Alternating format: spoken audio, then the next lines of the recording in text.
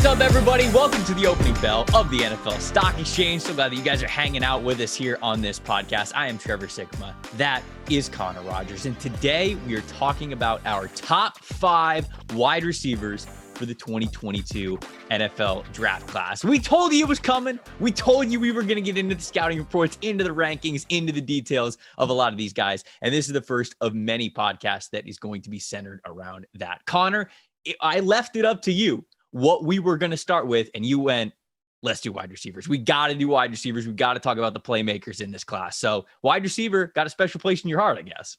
It does, Trevor. And I think the reason why this is the place to start, because these are such early intros, we're going to go through our top 5s. We're going to go, guys that just didn't make the cut, and then players to know, and then some data at the end, which is a great touch on all of this. But I think everyone's rankings are going to be different this year with wide receivers, right? That's why I wanted to start here, because I think that there's going to be certain position groups like edge. It's rare to see people that don't start with some combo of KT and Hutch at the top. And I'm sure there'll be Karlaftis stands out there somewhere. But with wide receiver, you can have a guy at number 1 that I have at number 6, and they might both be in our top 40, but it's just a matter of if I'm sitting there and it's going to come down to what flavor you need, right? Scheme or need, and the talent gap. This is a really good group, man. For all the people saying like, oh, this draft class is, it's okay. I am so excited about this wide receiver group. Sure, it doesn't have a Jamar Chase, but that doesn't mean it's not loaded with talent. It is. You mentioned all the different flavors. We might have to get creative at some point in this process. Like when we're absolutely loopy out of our minds, have watched so much tape and have so little sleep somewhere in April that we start comparing the guys in this wide receiver prospect group to ice cream flavors. We're just okay, this is my flavor here. These are the toppings that he brings. This is when you want it, all that kinds of stuff. Maybe that's something that you guys can look forward to down the road. If we lose our sanity that much, we might get to that point with this wide receiver class. But I'm glad that you introed it like that, because these guys are so talented. So let's get right to it. What we're going to do, like Connor said, we're going to give you our top 5 as it stands right now. And another reason why we wanted to do this at this point is because with this being a stock market kind of a themed podcast, we're going to do this with wide receiver, edge, offensive tackle, quarterback, corner, safety. We're going to do this with every single position because we want to give you guys a baseline of, hey, this is who we have ranked here at this point in the year. And then as we get closer to the draft, as we get to tap into our sources and learn more about what the NFL thinks these prospects, see what they do athletically at the combine, all of that, we'll be able to give you our journey of hey, this guy's stock is up, this guy is on the rise, this guy is trending down, things like that, to make sure that you're as prepared as you possibly can to write mock drafts that you want to write, or just pay attention to your team as best as possible. So we'll go from 5 to 1 first. We'll talk about the top 5 guys that we have, but at the end of the podcast, we're going to give a shout out to plenty of the rest of these playmakers and some guys that maybe just didn't make the list. So who's your number 5? Who's your number 5 receiver here as it stands right now, end of January, heading into All-Star circuit for the 2022 NFL Draft? So I'm going to start off cheating and go 5A and 5B. That's what we want right away. What? Locked on NFL Draft listeners are going to love the fact that you said that, because I always used to do that with Ben. We would start something. I didn't even know that. I would say, I'd be like, you know what? I'm going to cheat a little bit. And Ben would be like, sure. Yeah. I mean, it's January, Trevor. You're allowed to cheat. In April, I'm not going to allow cheating. In March is when it's okay, we should stop cheating. In January, you said this is a baseline for the listeners, for everyone. So I'm going to cheat because I didn't want to do 5 without these 2, making it 6. So 5A and 5B, Chris Olave and Jahan Dotson. And this comes back to the flavor thing, right? You're going to look at these 2 players and see that they both know how to separate, right? They're really good before the catch. I think both are really good route runners. Olave has such a big sample size of doing it. Yeah. He's been on the field for Ohio State at a high level for a couple of years with different quarterbacks. And he's a target that has won vertically for a long time while doing a lot of things really, really well. And when you look at Dotson, he's somebody to me that shows really good body control, good vertical speed, really good tracking. I like his hands. I think he can win in the middle of the field while also being able to win on the outside. In that sense, he really reminds me of this year's Elijah Moore, right? A guy that's not a lock for the first round. He's probably going to run in the 4.3s. He's going to test really well. For some teams that prefer size, the 5'10", 5'11", sub-200 is not going to do it for them, but he does everything really well. He catches the ball. He knows how to get open. He's got juice after the catch. So I like Dotson. It's a shame. It looks like he's off the Senior Bowl roster now. This is what happens every year. Guys, tend to drop out.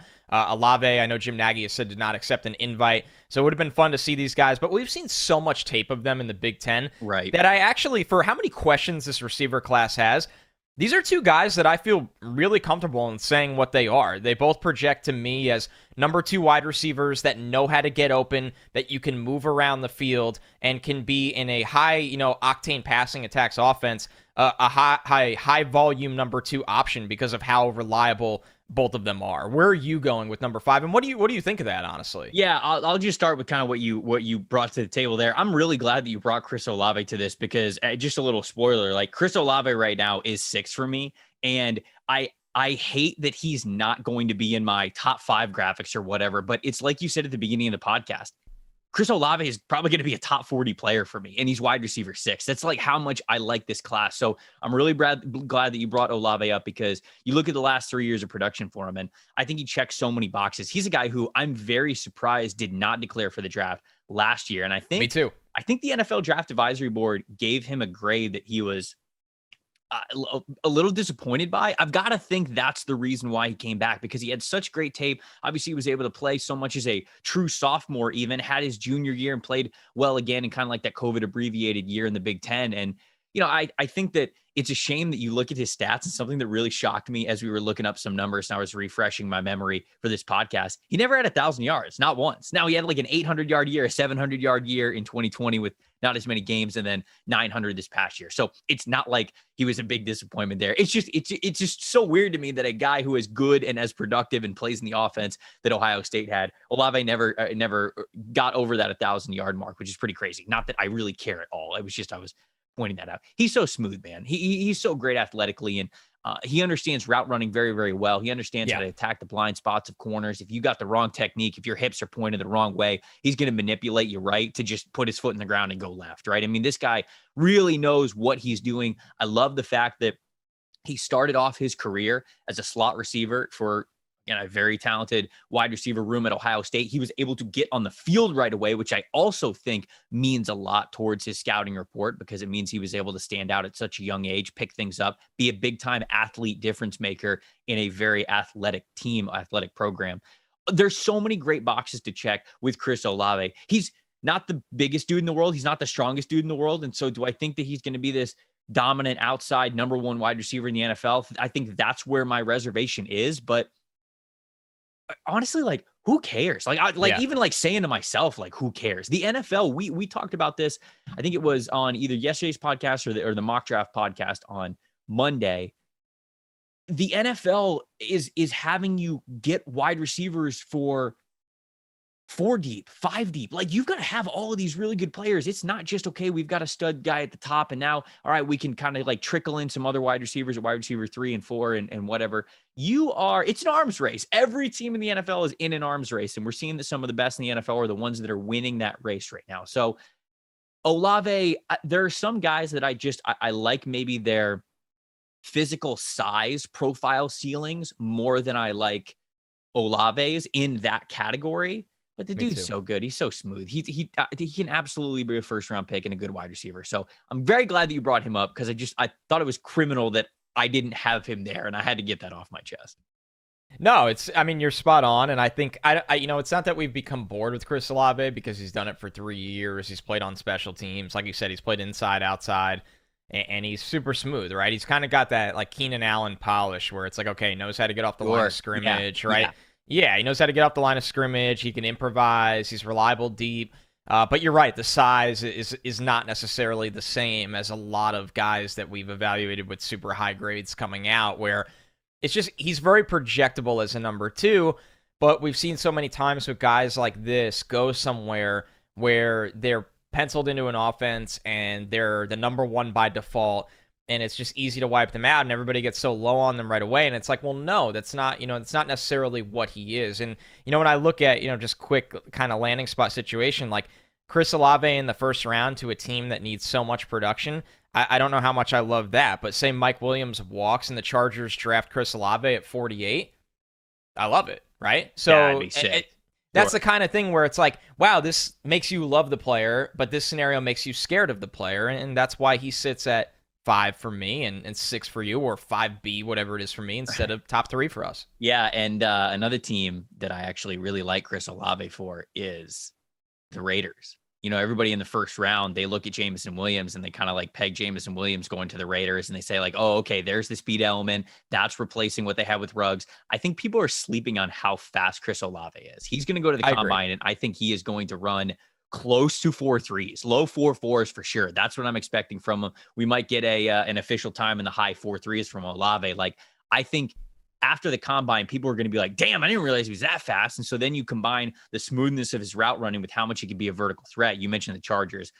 I also would love for him to get on the Raiders. I think that would be a great selection as well. So number 5 for me, I'm going to pick his teammate. I'm going to pick Garrett Wilson. Garrett Wilson is 5 for me, and I think this might be blasphemous for some people, because a lot of people have Garrett Wilson as wide receiver 1. And when you look at this past season, man, what he was able to do and the things that he was able to put on tape when it comes to short area separation, I think is really what has people loving him, right? He doesn't quite have the feet of Jerry Jeudy, but it's that Jerry Jeudy effect, right? Jerry Jeudy created separation so easily that people really fell in love with him. He was my wide receiver 1 coming out that season because he just did it at such an elite level. It was just such a gift of his. Wilson, it brings you a lot of stop, start, change of direction, things that you love. His short area, being able to turn his hips, put his foot in the ground, really help you out in the quick game. I think that that's great. Again, it's kind of going back to a little bit of my criticism with Olave. The reason why I'm lower on Garrett Wilson than some of these other guys that I'm going to mention, it's not that he can't do concentrated catches. You know, we saw in that Michigan game, right? Throw it up to him at the pylon. He's going to go up and he can moss somebody and he can come down with a concentrated catch. I'm not saying that he can't do that, but just a physical profile overall. He's just not as physically gifted, size, strength-wise as some of these other guys. So I think that he's a really great wide receiver. And what he does well can be a quarterback's best friend sometimes, especially with how effective he can be in the quick game, off press, off the line of scrimmage, gaining those quick separation yards to really help out the quarterback, especially if pass rush is good that week and it's coming at you hard. So I think that he is a really good wide receiver. He could play inside and out, just like Olave. He's got slot experience. He plays on the outside. He's a good wide receiver. But again, this is another guy that I don't want to say worried about the long speed, because worried is definitely not the word, but I think people right now believe that Garrett Wilson is just more athletic than Chris Olave is. Like, I've seen people say that, like, oh, he's a more athletic version of kind of like Chris Olave. And I'm like, everything that I've heard from that Ohio State program is that Chris Olave is one of the fastest dudes on that team. So I actually think that Garrett Wilson, we're confusing, or we're not compartmentalizing the athleticism the way that we need to. I think that Garrett Wilson is maybe more short area explosive. Maybe he's got just like more flexibility at the hips to where he can dip and chop his feet and turn a little bit quicker than Chris Olave can. But in terms of like deep down the field, being a blazer, I think he's more of a guy who's going to run kind of in a low 4.5s. And so that's where I'm looking at Garrett Wilson. Fantastic tape this season. He's going to be a great wide receiver, but that physical profile is still why I'm a little bit lower on him than some of these other wide receivers. And I think you're on it with the 40. I don't think he's going to blaze in the 40, and I do agree that the jumps and the 3-cone might be better suited for him, right? The stop and start ability, the short area explosiveness, rather than, hey, running a straight line down the field, which for wide receivers, the 40 does matter, right? I've gotten away from the 40 being the be-all, end-all, but at some point in the league, you got to be able to run at wide receiver, so it does matter. All right, moving to number 4 for me, and a little bit is injury, but a lot of this is pretty close to where I would have him no matter what. This is Jameson Williams for me, the breakout player of this year, the guy that, you know, people are saying if he didn't get hurt would have been the bona fide first wide receiver taken. I don't actually know if I agree with that. I think that's easy to say after he gets hurt, because then if he's not, you're like, oh, it's because he got hurt. Right. But it's the ultimate draft talk cop-out, baby. You love to see it. Yeah, you're very protected in saying that. So with Jameson Williams, who was awesome this year, right? He's obviously an incredible vertical threat. He's very tall and slender. I think he is a true, like, almost 6'2". He's got obviously really good catch radius for a player with that kind of speed. That stop and start, especially on the double move getting downfield, that's going to work against NFL corners. He has that level of speed. It is real, the ability to, burn down the field. I would say my concerns with him, Trevor, and his injury was non-contact, so the injury that he had has nothing to do with this. Right. I do wonder how that frame projects to the next level. He is a really slender kind of guy that a couple big hits, you go, okay, is he going to be okay taking those hits across the middle of the field? Or is he the kind of player that we're going to put on the outside and really use in the 20 to 30 yards down the field kind of area, get him involved on screens and make him work after the catch, crossers, shallow crossers, and catch and run kind of player. So love his speed, love his, game-changing ability. He can flip the script on you with a 40-yard touchdown in no time. I don't have the fears of everybody going, well, why didn't he get on the field at Ohio State?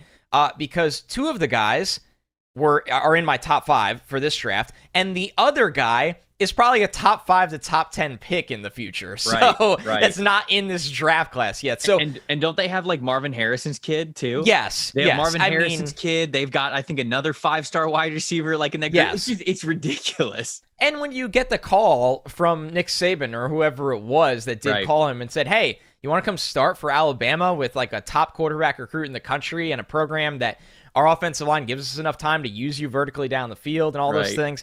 So it's just, I think people need to get away from using that as a cause for concern with Jameson Williams.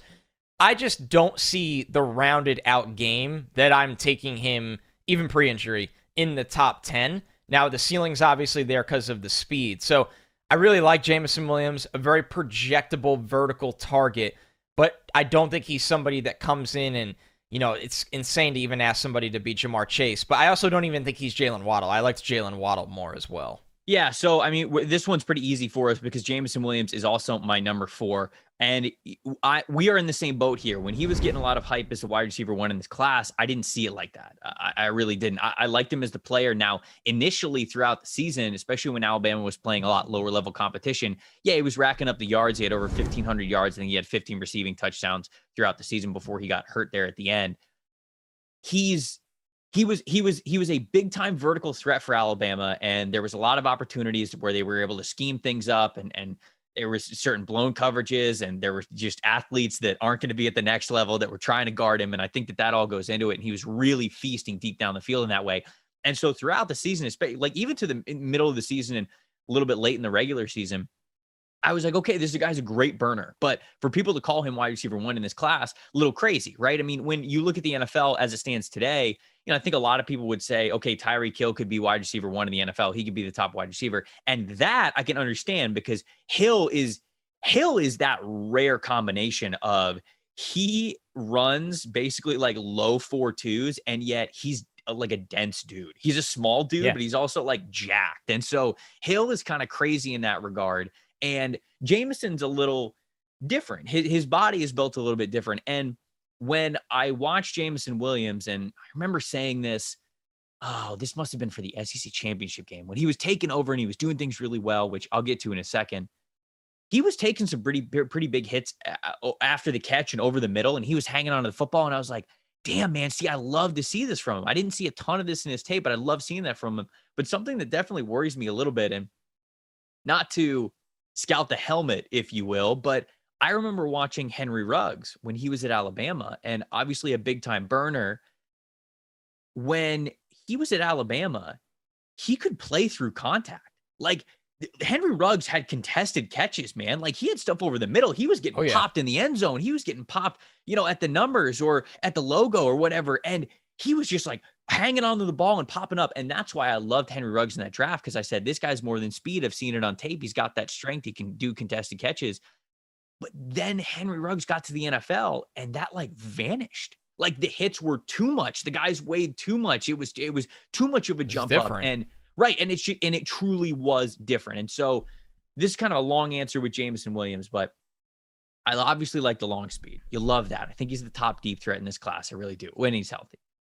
I do think that he rounded out his game, especially when Mechie went down and he was able to show what he could be in the quick game. Things that are in front of 10 yards, really getting the ball in his hands early. And that's tough for speed guys, right? Not everybody who has that explosiveness is able to get that timing down right with their quarterback to where a vertical deep burner can still have that same speed effect on the game when you're going quick game, when you're doing quick little mesh routes or dig routes or quick slants that you got to be able to fire it in there right on time, or even like little comeback routes, things like that. So I think that Jameson rounded out his game from a speed profile because I think that he has the long speed and some short speed. But I do still worry about the strength and physicality. So that's why he is still 4 for me. He's always kind of been around this 4 or 5 mark for me, even pre-injury. That's kind of been my view on him. It seems like we see him pretty similarly. Who's your number 3 guy in this list? Yeah, to close the book on Jameson Williams, I think he's in the right era for him where guys are playing in more space and protected. Like 20 years ago, I don't know if he can get off the line of scrimmage, to be honest with you. And now things are, there'll be times where corners are going to get hands on him and he's going to have to, the play strength is going to have to get better. But it is an era where, I mean, he's our number 4 receiver. We're not knocking the guy. Like that's high praise in this, really high praise in this class. It is. But there are things that he needs to work on. So number 3 for me. Hold on. I just wanted to say, and I'll kind of like categorize it like this. The 3 guys that we just talked about, or at least that I talked about with Chris Olave, Garrett Wilson, and Jameson Williams, I think could be high-end number 2s. Like, I really think that they could be high-end number 2s, extremely effective wide receivers, really good passing weapons in the NFL.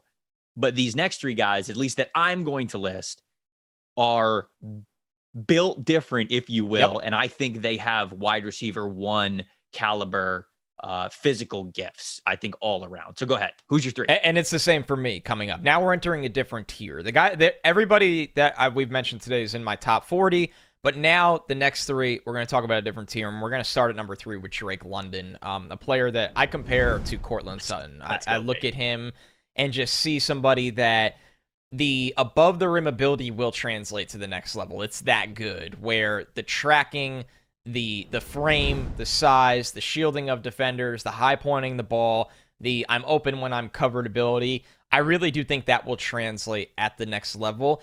And there's something with him after the catch where he's got a little bit of that B Marsh in him where it's like he's very big. He's not sudden or twitchy, but he'll just run through you with the stiff arms. And guys try to go low on him and they bounce off. Guys try to go high on him and they bounce off. So, I mean, I've seen him, his after the catch ability for that size is very, very impressive to me. So when I look at Drake London, do I think he's going to have, the polish of a guy that's going to run every route to perfection when he comes in?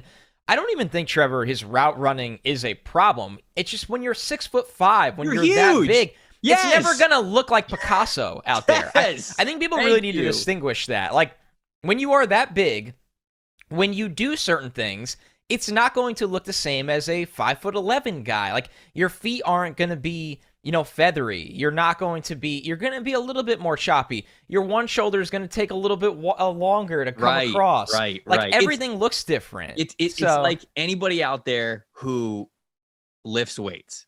If you are above, I'll say 6 foot, and you either try to bench or squat or do anything that involves length, and then you watch your 5'9", 5'10" friend be able to put up those kind of similar numbers or whatever from you, it's because the leverage is different. He's just smaller. He's got smaller limbs. It doesn't work out like that. Of course, like the body is it's going to work different for smaller guys and bigger guys. So I'm very glad that you said that. Dude, you're spot on. Funny quick story. My first ever USAPL competition in college when I was powerlifting, and I'm not over 6 foot. I'm not tall. You were an official powerlifter?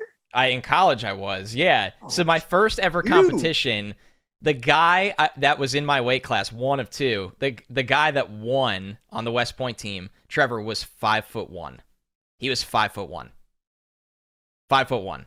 Like, so it's like I don't stand a chance against you because you are literally T-Rex bouncing. He has to bring the weight this far, dude. It was wild. It was wild. He was built literally just like a boulder, like an actual meatball. And I was like, okay, this isn't going to be like a forever thing for me. This is fun to do right now. So you're great analogy, and I have a sad personal experience with that. Yeah, 5'1". My only sad personal experience is that I have long arms, so benching 225 took a lot longer than I wanted it to. While all my other friends it was like the SpongeBob meme where I was Squidward just staring out my window, watching all my other friends bench 225, and I was like, I have long arms. Oh my god, yeah, it's spot on. So with Drake London, yeah, that's really it. It's not going to always look like the prettiest, but you have to question, is this going to be effective at the next level? And the medicals will be another conversation. London's, checks and all those things are going to be important, but I think you would assume he's going to be okay in this era of modern medicine. So I really like Drake London. I think the contested catches translate. Do I think he'll have the easiest time getting wide open at the next level? No, and no one really does. I do think there'll be a lot of situations where he is covered and the quarterback has to trust him to win the football, and I think he will. I think he's somebody that should come in and catch 8 touchdowns as a rookie if he's healthy. And I'm not saying he's going to go for 1,300 yards. I'm not going to say he's going to have 90 catches or anything like that. But when you watch how Cortland Sutton translated, and that was from SMU, that wasn't from USC, Cortland Sutton knew simply how to win the football and knew how to gain positioning at all times while being fast enough. I don't think London's slow. I'll say that, especially straight line. I think that is the player that is very easily comp as a translatable skill set in the next level for London. So number 3 for me, and think he should be probably a top 20 pick. I'm going to say more words on Drake London when we get to him in my list. He's not number 3 for me. Number 3 for me is Treylon Burks. Treylon Burks, the wide receiver from Arkansas, this ultimate weapon kind of a player, man. I think simply put, he's just unique, right? I mean, like when you look at who he is as a prospect, how big he is. What is he? 6'3", 6'4", 225, 230 pounds. I mean, like he's a monster. And Arkansas aligns him in a ton of different ways. They'll put him in as a big slot, and shoot, man, you see him try to go up against either safeties or corners that are 5'9", 5'10", and like he's making them look like children out there. It just feels like he's playing a different game. And you know, I felt from that perspective, I felt the same way about DK Metcalf. Now, I'm not saying that he's totally Metcalf, but he's got that kind of vibe to him where in college, he was just that physically dominant over so many people. And I think when he gets to the combine, I don't know if he's going to have Metcalf numbers, especially on a linear plane, like with a 40-yard dash and with his jumps and everything like that. But he might. I mean, this dude is super explosive, and I think that everybody could really come to love him at the combine. I think that just the potential that he has. Now, there's certain polish in his game that I think needs work. But sure, from an athletic profile, guys like this simply do not come around very often. They really don't. And if you want somebody who's more of a technician than Treylon Burks, go get Chris Olave. Go get Garrett Wilson. Go get Khalil Shakir. Go get some of these like route running studs. These guys who are going to be able to be a little bit more consistent from you in that regard. But Burks does things that basically everyone in this class cannot do. He has this rare combination of size, speed, athleticism that is worth taking that chance on. And I think that when you think about the game of football and how it is often these X factor players, these kind of freaks in nature athletically that really take your team and make a massive difference, as we're seeing with, you know, teams like the San Francisco 49ers right now. Burks is a guy who gives you that potential. He does. I think he's got a long way to go. I think that he is still not nearly as polished as he could be, but from an athletic profile, what he can do when he's got the ball in his hands after the catch, before the catch, we're seeing him this season, and it was fantastic because in the first couple of years, I thought he was really inconsistent.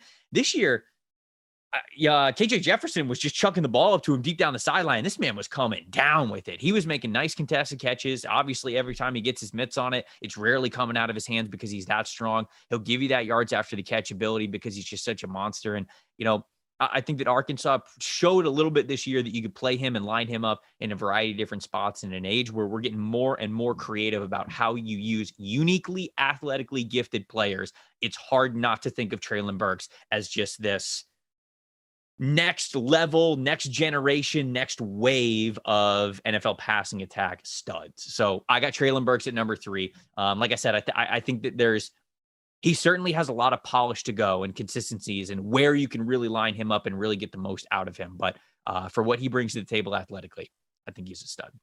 Yeah, and I will wax poetic. I will talk about Burks pretty soon. So okay, I won't steal the spotlight right now. Okay, boy, all right, little teaser right now. So we got our 2 guys at the top of this class, and of course that we're talking about some guys that we just left off the list as well. But before we get to that, I got to remind you guys that right now you can get 25% off any PFF subscription if you use the promo code NFLSE. That's the abbreviations for NFL Stock Exchange. What do you get with the PFF subscription? So glad that you asked. All of PFF's locked content. You get all the NFL betting dashboards, the green line set up for more betting, player prop tools, which shows you which way we're leaning with over under to help you make some extra cheddar cheese. Get the NFL draft guide, the fantasy football draft guide, and just so much more that you get when you sign up for a PFF subscription. You can support the pod, use the promo code NFLSC. That would really help us out. Also, with this being the new year, something that PFF is doing is we're trying to figure out what you guys want to get. And because NFL Stock Exchange listeners are obviously the best listeners in the PFF network, we want to help you create a list for what we want to improve on, both as a company and for this podcast. So email us, contact@pff.com. That is contact@pff.com with the answers to these 2 questions. First one, what feature do you love most about PFF? Whether it's the mock draft machine, the free agency guide, the green line tool, whatever it is, what do you enjoy the most about PFF? Or if you have a subscription, what do you enjoy the most about that? And then what do you want to see? How do you want either those tools to improve, or maybe tools that PFF doesn't even have yet? We would love to hear from you. We would love to implement it, make your life even better as a football fan. So tell us which podcast sent you. Let them know the NFLSC sent you if you send them that email to help us out, make it better PFF, and give you even more bang for your buck when it comes to a PFF subscription. All right, let's get into it. Number 2. Who is your number 2 wide receiver? The PFF right now? ad read. What'd you say? Master class in the PFF ad read at this point. Oh, dude, brother, we're just getting started. Wait till I get bored. That's always when it comes great. Wait till I get bored of all of these ads, and I've got to start really spicing them up. That's when the people are really gonna love it. All right, want me to take it away with number 2? Yes, let's do it. Number 2 for me, Garrett Wilson, a player that for me is a comp to Calvin Ridley, almost a clone. I think this is the player comp that I feel best about in this entire draft right now that I've had, and I think why I use Ridley is, coming out, you look at the 3 phases of the catch. Before, can you get open? Obviously, during, can you win the football? And 3, after the catch, can you make a guy miss and pick up the extra yards or score? And I look at Wilson and think he could do all 3 right now, right today. I think he can come in and give you 1,000 yards out of the gate. I watched, he's somebody I got to see live this year, and I'll tell you, Trevor, I was really impressed with the physicality in his game, the build, and when he gets the ball, can turn into a bulldog with it in his hands, but can also make you miss. I think when you're that rounded, it really creates a nightmare scenario for safeties, corners, linebackers. So I look at Wilson and just love the route tree, love the releases off the line of scrimmage, love the footwork. Think that he just knows how to get open in very crafty ways. Yeah. And I think that when you know how to get open, the next thing is, because you're not going to walk into a situation where, maybe Patrick Mahomes or Josh Allen are always throwing you the ball. How is that body control? How is that concentration? Can you make adjustments? Can you toe tap the sideline? And can you haul it in and turn into a running back with the ball in your hands? And I've seen that from Wilson. So I think in this league where you have a lot of coaches that just put such a high priority on the ability to get open in space and do something with the ball in your hands. And it's a lot of that is that, the Shanahan tree, all these coaches, whether it's the Niners, and you see how they use Debo, but it's not just Debo. Obviously, the Jet staff is from San Francisco. They want to do that with Elijah Moore. You've seen it even over on, you see it in McVay's offense all the time with how they use Kupp and how they've adapted and really helped OBJ, or OBJ's helped them in that offense. So I look at Garrett Wilson and think that he is so translatable almost to any era, but especially right now where he's going to win in man coverage. He's going to understand how to beat zone coverage, and he does enough for you with the ball in his hands that he can make things happen after the catch. So Garrett Wilson to me is the highest floor wide receiver, I would say, in this draft, but he is not my number 1 wide receiver in this draft. Yeah, the Calvin Ridley comp is actually a very interesting one. I pulled up Calvin Ridley's mock draftable scores, which are all of his combine numbers for those of you that aren't avid users of mock draftable, which if you're a draft fan, you're crazy. Go to mockdraftable.com and you can see so many different records of combine performances. You can see the percentiles that they finished with going into the NFL. And man, when you look at Calvin Ridley, there's not a lot of impressive numbers. And I think not at all. That's a really good comp, especially of what you're wanting to get for Garrett Wilson, because of kind of what I said when I ranked him number 5. Like, there's a lot of things that I like about his game. And I believe I either had Calvin Ridley as wide receiver 1 or wide receiver 2 in that class. And the reason was because yeah, he wasn't the biggest dude. He wasn't the tallest dude. He wasn't the fastest dude. He was just the best dude. Like he Short area quickness. He understood playing wide receiver really, really well. And that's, I think, a really great way to also describe Garrett Wilson. Man, when you look at Calvin Ridley's mock draftable numbers, comes in 6'1.5", 189. I think those are basically the numbers that Garrett Wilson's going to come in at. When you look at the 40-yard dash, 4.43, which is fine. I think that Garrett Wilson might be a little bit slower than that, but I think that we're in that neighborhood. Vertical jump and broad jump were not good for Calvin Ridley. I do remember that. That was something that worried me about him because he had a 31-inch vertical jump. What is 110-inch? What is that off the top of my head? Well, math, 11. You're in the wrong place, buddy. It's like 10 foot something, which was, both of those were in the below 10th percentile for wide receiver, 7%, which is like at 2%.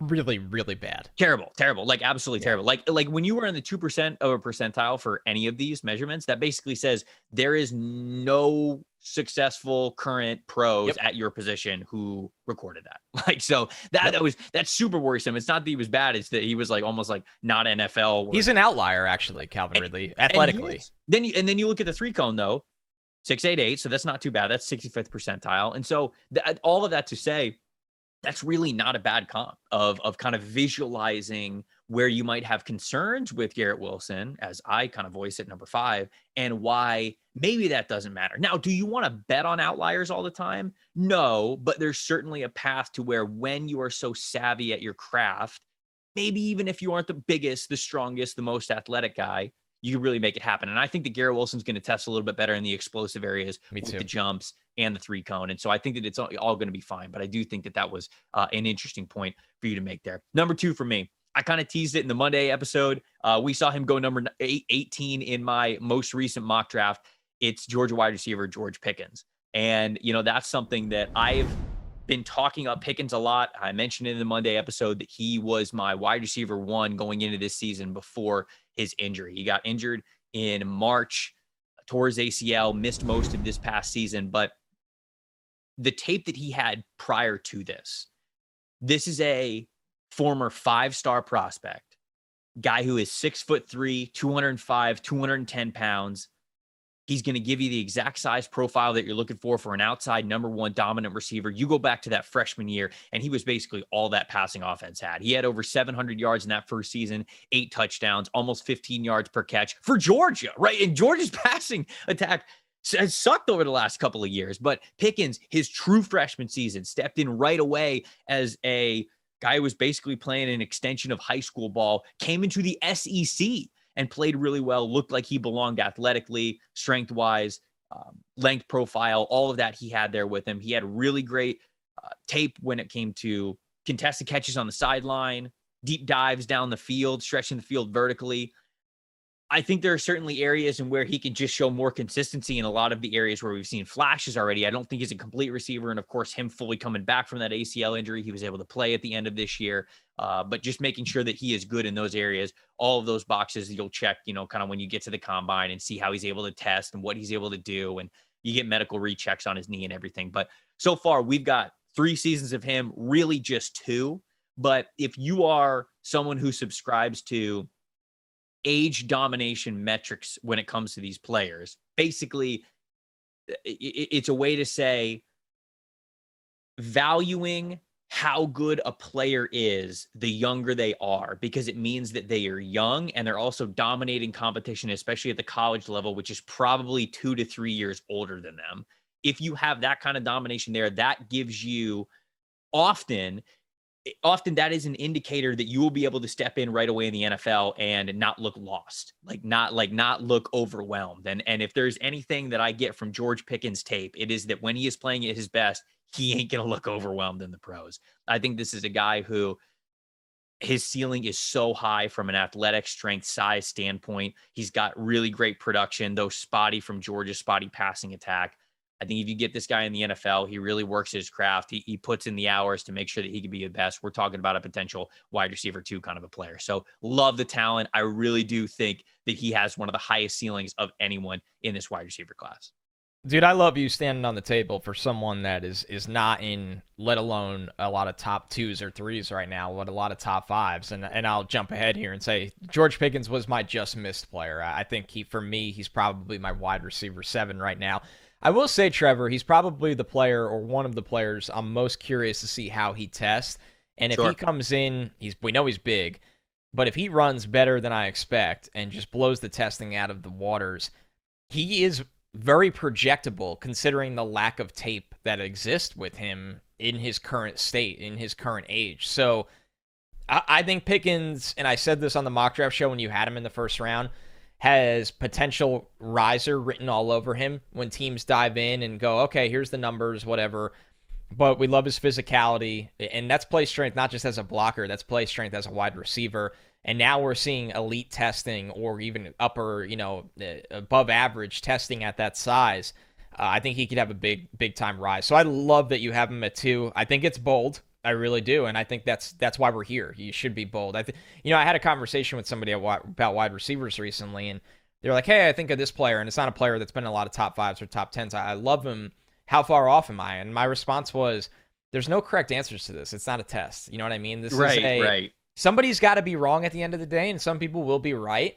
And for anyone that's sitting here listening and going, oh, I haven't seen George Pickens mocked in first round besides with Trevor or in the top 2 rounds.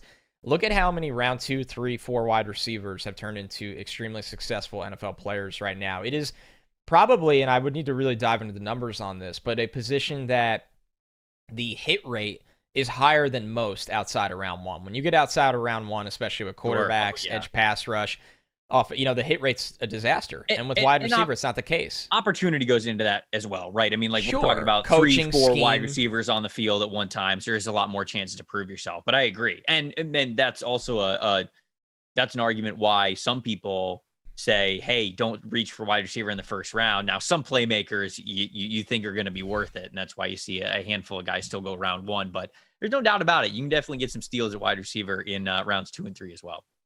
All right, so number 1 for me is Treylon Burks. He was number 3. Oh, you got Burks at 1. Nice. Burks at 1. Yeah, Burks at 1. Okay. Like I said, Wilson a little bit more of a more projectable player, higher floor. Burks, though, I love the ceiling.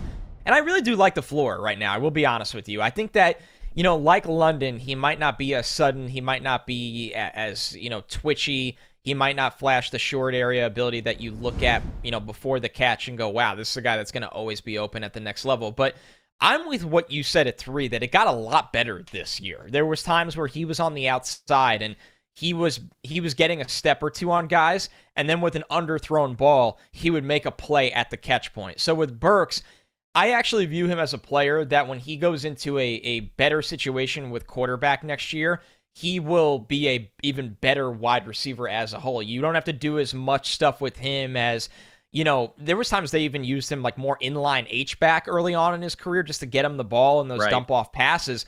And that stuff's great. And he's somebody that can take a jet sweep 60 yards to the house because at 6'2", 230 pounds, he's got legit speed. I think he's going to run a 4.4 at that size, which is remarkable.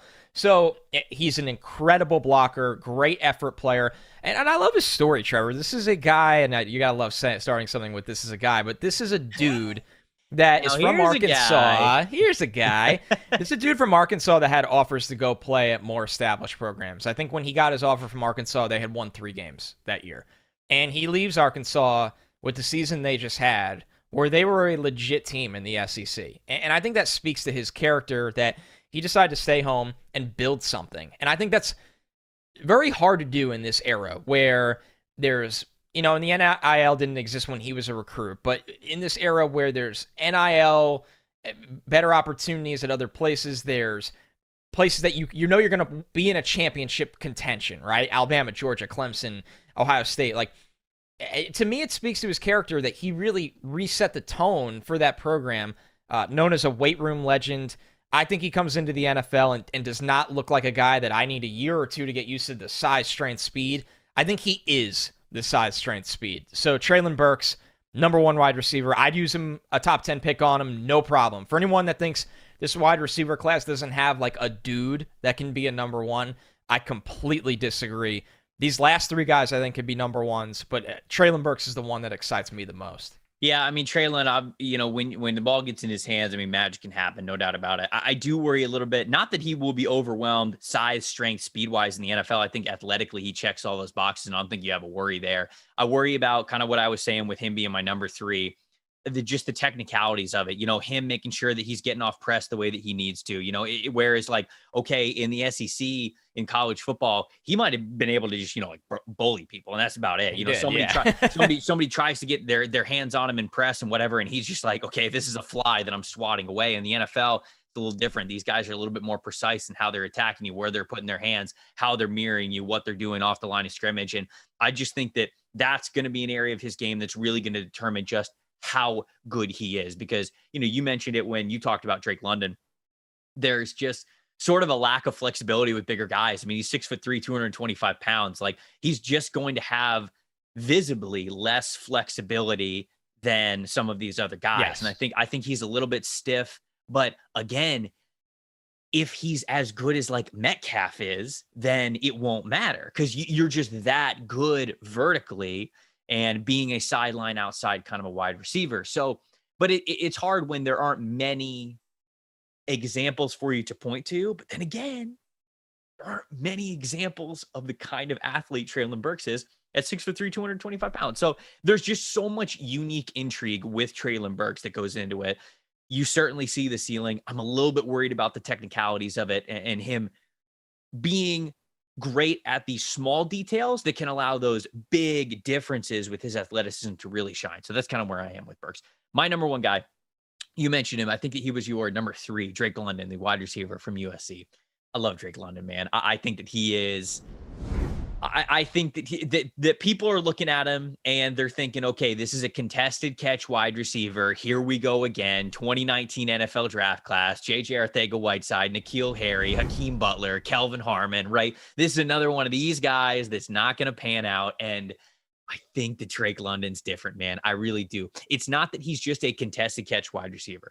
It's that this dude led college football in all contested catches, and he only played 8 games before he got hurt. He's still at the season's end, and we're talking about with bowl games involved and championship games involved. Some of these wide receivers have played 13 or 12, 13, 14, and he made it to the national championship even 15 games this season. Drake London was the number one in contested catches all season long, and he played in just 8 games. His numbers are stupid in that regard. It's not just that he's a contested catch receiver. It's that he is a contested catch god. He was unbelievable for Kedon Slovis and that entire USC offense. They went to him whenever they possibly could. Now, he got on the field early on, and I love this as well. Got on the field early on at USC. Being a big slot, baby. He understands that role well. That versatility is certainly there for him. When you see the NFL, guys like Julio Jones, guys like Mike Evans, guys like DeAndre Hopkins, well, not DeAndre Hopkins in Arizona as much, but you rotate a lot of these guys. Devontae Adams is another one. You see them, these big wide receivers, these number one wide receivers, be able to move into the slot to give some of these nickel defenders and some of these nickel sets on defense a lot of fits because all of a sudden you're giving that wide receiver a two-way go in a lot of different ways and just a lot more space. And I think that Drake London really understands how to set those things up and do things well. And people are going to talk about his speed. Yes, he's not going to be as fast as Wan'Dale Robinson, as Calvin Austin, as Chris Olave, as Jameson Williams. He's not. But you know what else he is? He's 6'4", 6'5", 220 pounds, and he's bringing something to the table that those guys aren't. The catch radius is huge for him, and he makes the most of it. You know what is a funny stat that I looked up here, Connor? In this past season, Drake London had more yards after contact than Treylon Burks did.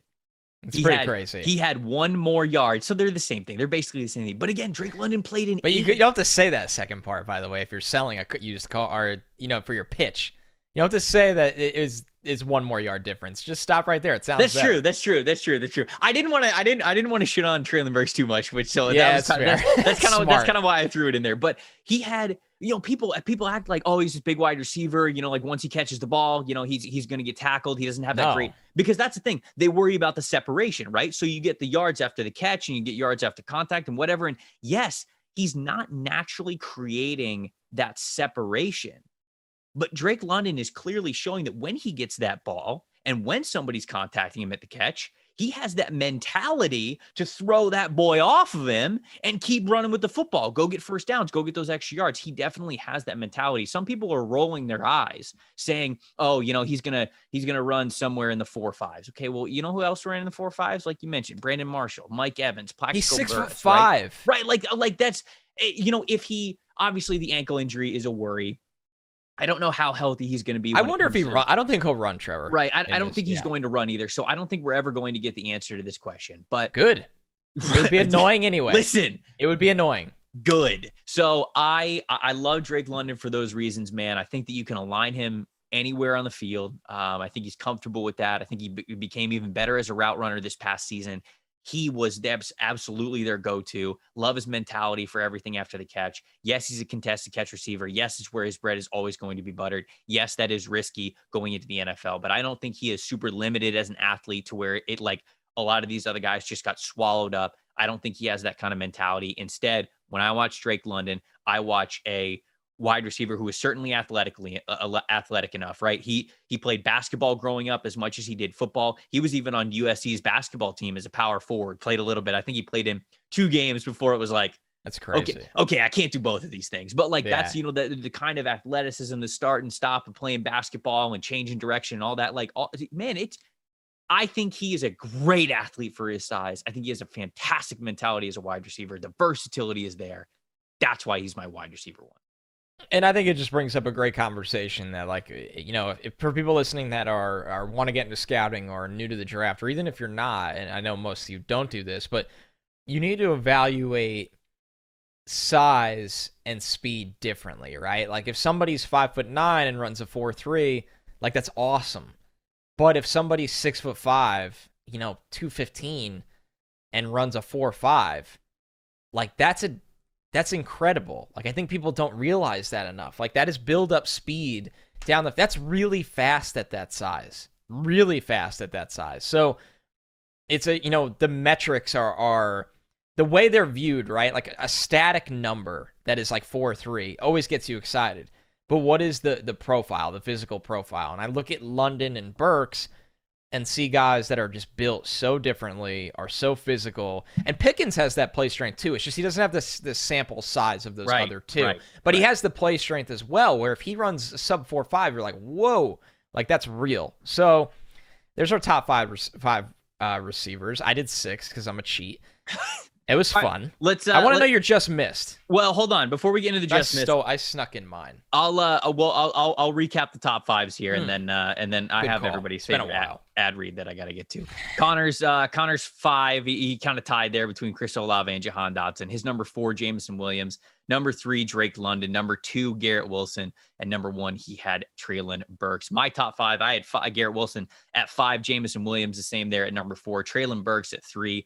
And I had George Pickens at 2 and Drake London at 1. I think my theme here for my top 3 wide receivers is the old football adage motto: big people beat up little people. And I think that's a wide receiver, you can get production out of so many different shapes and sizes, but those are the guys that I had at the top. And now that I'm looking at this list, I guess that's kind of why it stood out for me, because those guys, a lot of these guys bring a great athletic profile, but those guys brought a size and strength profile that I think the other ones a little bit lower on the list. It did not. Roses are red, violets are blue. Don't let a wild pube wreck you. That's right. I said it. Valentine's Day is just around the corner, and our sponsors at Manscaped are here for you with the best tools to get your balls ready for that special occasion. This Valentine's Day, time to join the 4 million men worldwide who trust Manscaped, the leader in below-the-waist grooming. With our exclusive offer, go to manscaped.com, use the promo code PFF, get yourself 20% off and free shipping. Holidays went by so quickly. Did you remember to take care of your package while you were worrying about other packages with the best tools for the job? The Performance Package 4.0 from Manscaped is just the thing that every guy needs in their life to make each day a little bit more special. Austin said this on his ad read, because I saw the video of it because it was floating around. But there is also a part of this ad read where you can have the option to say Manscaped created their products for a night just like Valentine's Day, and will make your V-Day special when your date says, wow, great set of balls you have there. That is in the script. The Manscaped ad reads a choose your own adventure book. I did Dude. not know that. Yes, it is. No, it is. It is definitely a choose your own adventure. You got to choose paths, and sometimes those paths end in a location where you never really thought they would go, but you're midway through the sentence and you got to power through it. So there we were. I had to throw that out to the people. Maybe I'll actually throw that in there. Yeah, I was gonna say. I don't know if like unironically is the way, but like I gotta come up with a way to really get that one in there confidently to sell it home. But that's like difficulty level. That's like Through the Fire and Flames Guitar Hero level difficulty. So I gotta work on it before I get there. Fire and Flames. Before I get to that one. Get 20% off and free shipping with the promo code PFF over at manscaped.com. That's 20% off free shipping at manscaped.com using the promo code PFF. Join Cuban and shoot your shot with Manscaped this Valentine's Day. Now we can talk about wide receivers that just missed the top 5. Now that we're all hot and bothered here talking about the Manscaped ad. So who is give me one wide receiver who maybe even it wasn't ranked 6th or 7th in your group there, but just tell me somebody who you wanted to mention here on this list. Yeah, so I said Pickens before, but like you said, that's more of like the fringe kind of guy. I think the one I wish I talked about would be somebody like Sky Moore to get in that conversation. Mike Renner loves Sky Moore. I've seen a little bit more buzz. And Mike's like really good at usually being, early on guys that are going to get there. So he grinds the tape. That's good to hear. So Sky Moore would be one. And then, I'll throw one on here that I really find so exciting to watch. And I'm curious. I think he'll project more as a round 3 player. But Wan'Dale Robinson, to me, he's someone that, yes, if you truly do know what you want to do with him in your offense, then like him coming into an offense where he is the number 3 piece, he's going to do a lot of gadget things. You're going to hear that cliche and buzz a lot. He's going to do jet sweeps, bubble screens, move him around. Like you're going to use him in motion a lot. But I also think there is a legit way to use him just as a slot guy that can eat the middle of the field. He is electric after the catch. So Wan'Dale Robinson would be one to me he's not going to be in my top 50 or he's not locked into my top 50, but he absolutely, in the right offense with a creative mind, can give you, 10 snaps a game. And you're going to have to account for him on the field. When you see him going in motion, is he going to get the jet sweep? Is he going to get the pitch pass? Is he going to be a player that's using the screen game? And he's probably got enough juice to, send him down the field as well. So I'm curious to watch Wan'Dale, how he's projected in this class. And I think he is going to be very specific for a lot of teams, but he's not that round 1 or round 2 guy that we've been spending the whole show talking on that I find very exciting to watch. Yeah, I like Wan'Dale a lot. I had the chance to interview him early in the season, kind of when Kentucky was really, really going off and popping off with that offense, playing really, really well. And I think that people just, Kentucky lost a couple of games, so they got out of the spotlight and people really didn't pay attention as much. But Wan'Dale was fantastic. He ended with some really great numbers to end the season. He is, like you said, he's a burner. He's a fantastic athlete. He's got that track background, and he's at Kentucky because he originally committed to go to Nebraska. And he wanted to play slot wide receiver for Nebraska. And his freshman year, so many running backs got hurt on the depth chart that they asked Wan'Dale if he'd play running back. And he did. He kind of took one for the team and played running back. He played it in high school, so it wasn't like it was his first time doing it. He kind of split time doing running back, wide receiver, things like that. And then his sophomore season, they kind of like kept him there.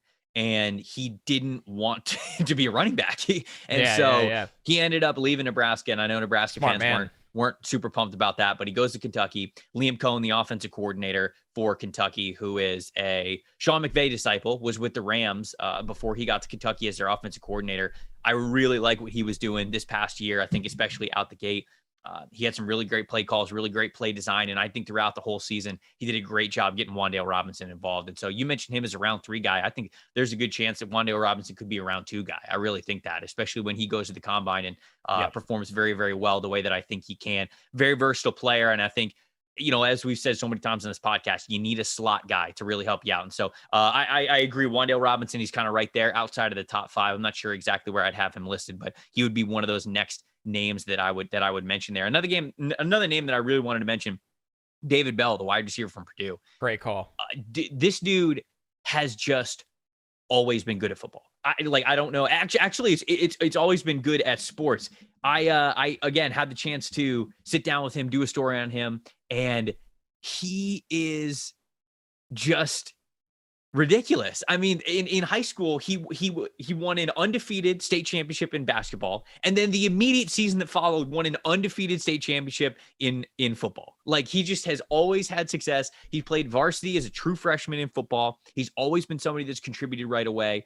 He played right away when he was at Purdue. They leaned on him heavily, especially when Rondale Moore got hurt. It became the David Bell show. And he just feels like this kind of player, and he's not going to blow you away with athleticism. He's not going to blow you away with size. He's not the biggest, strongest, fastest dude out there, but he gets open. He understands the game. He understands playing receiver so very well, and his production has been fantastic because of it. He is another player right outside of that top 5, somebody who's going to go, I think, in day 2, that's just going to be a damn good pro. Yeah, he is. And he was I believe it was the state of Indiana. I think he was the Gatorade Indiana Player of the Year before he went to Purdue. And man, it's just, he has increased his playing time. I think throughout the time that he's been there, he played a little bit as a freshman. And like I said, when Rondale Moore got hurt, and then when Rondale Moore left, it really became the David Bell show. And this past season, man, he has put up some crazy numbers. And I think he plays the position. He's got such a great understanding for it. So I wanted to give a shout out to David Bell there. Even though he wasn't going to make my top 5, he's going to be, I think, a really good wide receiver in the NFL. Don't overthink him. He's going to be one of the best day 2 picks out there.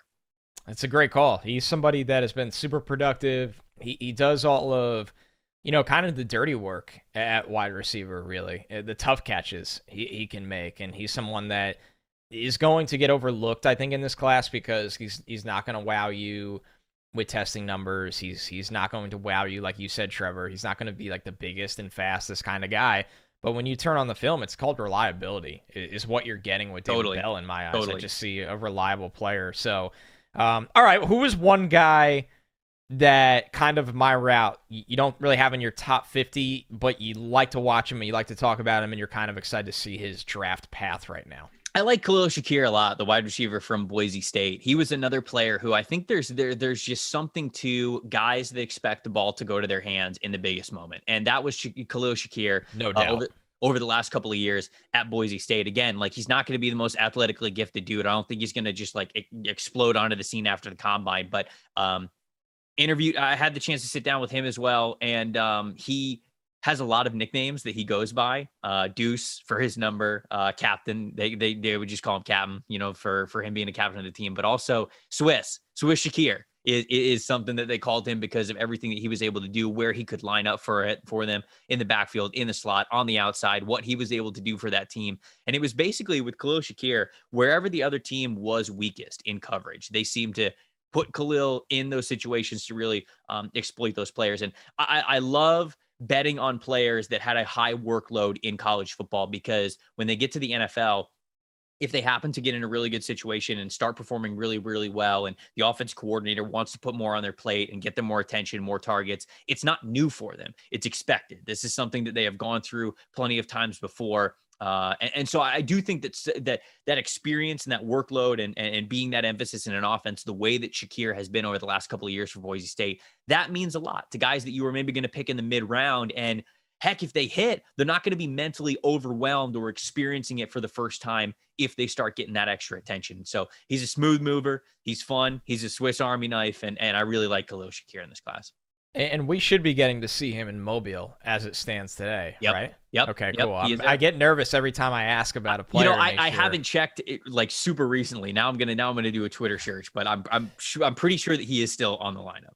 While you're doing that, we promised the number to know to round out to conclude this wide receiver segment. One number that stood out to me in our lovely PFF database, which is just mind-blowing. Like, you think, like, someone like me that's done the draft, and I've always used PFF's, premium college football stats, since they've been available via subscription. But now, being here, it's just wild, the unlimited data. So one number to know while I was watching all these wide receivers that just is remarkable, and this guy doesn't get a lot of attention. He's not in the top 10 wide receivers. He will be at the Shrine Game. Jarrett Stearns dropped 3 of 155 catchable passes this year. That is, and sure, some of them are quick throws, some of them are screens. There's also plenty of times for a smaller guy, he goes into the deep intermediate deep part of the field and gets crushed after catching one over the middle. Trevor, that's below a 2% drop rate. It's just, you're not dropping the football at that point. Like, you're literally not dropping the football. So shout out to Jarrett Stearns for that. I have another Jarrett Stearns PFF Ultimate stat for you while you're here. It's a yards after the catch stat for him. You mentioned Jackson Smith-Njigba, the wide receiver from Ohio State. Yes. Might be a top 10 wide receiver next year, right?